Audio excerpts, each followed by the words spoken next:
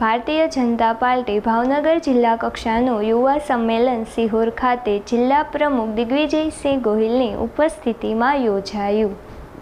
માટે એમને દૂર કર્યા.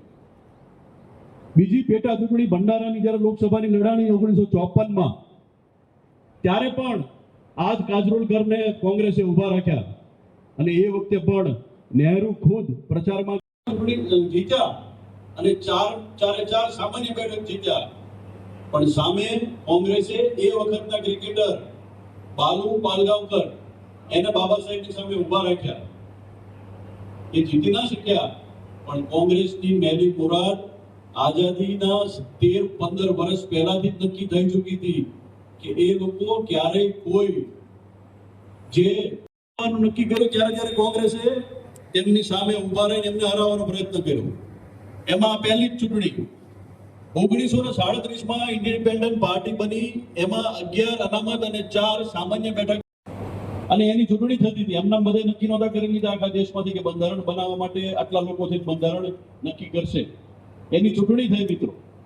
એ ચૂંટણીમાંથી એક નાથ મુદ્રા કરીને, નમો મુદ્રા કરીને એક જ્ઞાતિ આવે છે, એના એક આગેવાન એ પશ્ચિમ બંગાળમાંથી બાબા સાહેબને જીતાડવા માટે થઈને, બંધારણ સભામાં મોકલવા માટે થઈને ત્યાંથી એમનું નામ નક્કી કરે.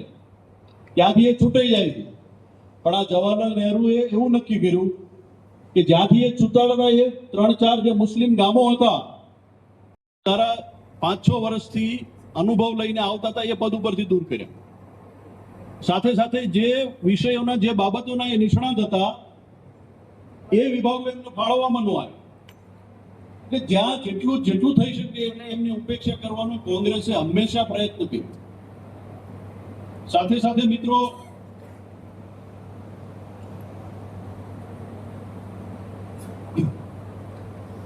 આપણે બાબા સાહેબની હયાતીમાં કોંગ્રેસે એમની પાકિસ્તાનમાં જવા દીધા.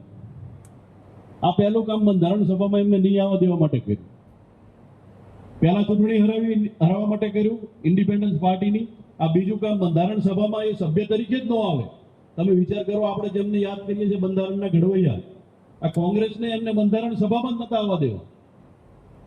આ તો આપણા પુણેના આપણા હિન્દુ મહાસભાના આગેવાને એમને એમની સીટ, અને એના માટે જો કોઈ જવાબદાર હોય તો એ એક અને માત્ર એક કોંગ્રેસની સરકાર છે. મિત્રો, જેમ બ્રિટિશ શાસકોએ આપણને ઊંધો ઇતિહાસ ભણાવ્યો છે, એમ કોંગ્રેસે મિત્રો આપણને આપણા આ મહાનુભાવોની ઉપેક્ષા કરીને આપણને સાચા અર્થમાં ઊંધો ઇતિહાસ ભણાવ્યો.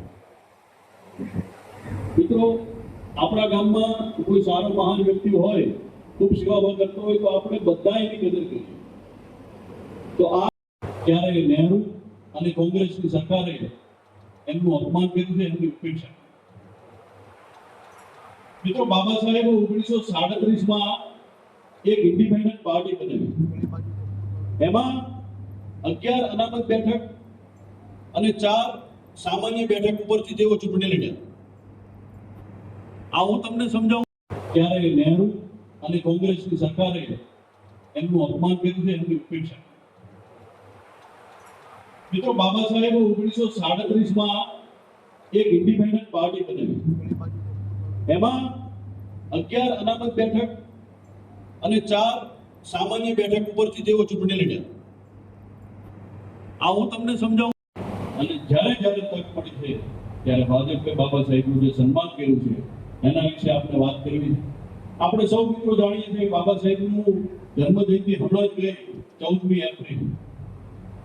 અને બાબા સાહેબનું યોગદાન આઝાદીના સમયથી આઝાદી માટે, બંધારણ માટે, દેશના વિકાસ માટે, પછાત લોકો માટે, છેવાડાના કેસો એ વખતે લંડનમાં ચાલતા. તો એ ધારાશાસ્ત્રીને મળવાનું. હવે એમાંથી એમને ખબર પડી કે એક આપણા પ્રસિદ્ધ ધારાશાસ્ત્રી બાબા સાહેબ પણ મારી સાથે તે સ્ટીમરમાં લંડન જઈ રહ્યા.